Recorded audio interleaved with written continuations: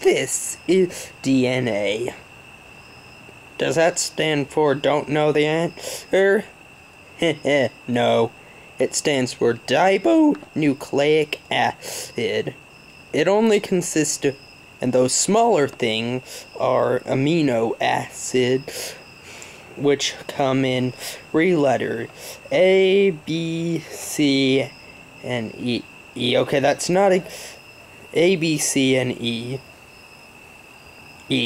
Or at least close enough. Their real names are so long that we'd have to take a break in between them. But it's from these 4 simple acids that we get the building blocks for life. Now, DNA is a self-replicating thing. Is a self-replicating substance. That means it always makes more copies of itself constantly. And what DNA does is essentially tell our bodies what to be. It tells what part to go here, the part to do that, and whatnot. Now as it copies itself, it can make mistakes.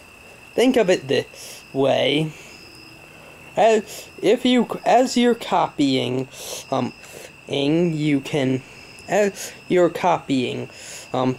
you may make a mistake if you have to do it a bunch of times. Well, in DNA, a similar process can happen, but the mistake gets copied, so that eventually it becomes a new trait, like different beak size, whether or not you can swim, or eat underwater plants, or whatnot, and so it gets expressed when the life form is born.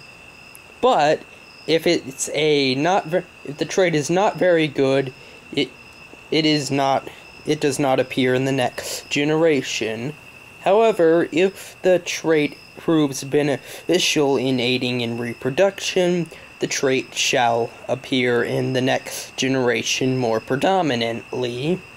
And as time goes by, mistakes keep getting made, until eventually so many mistakes in the copying process are made that we get whole new organisms.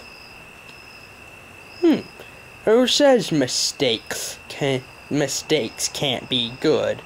Well, Lucky, they are very good.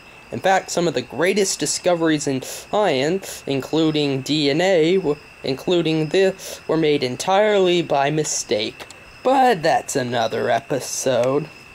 Anyway, this helps solve the one key question behind evolution, which was how are the traits formed and then passed on to the next generation?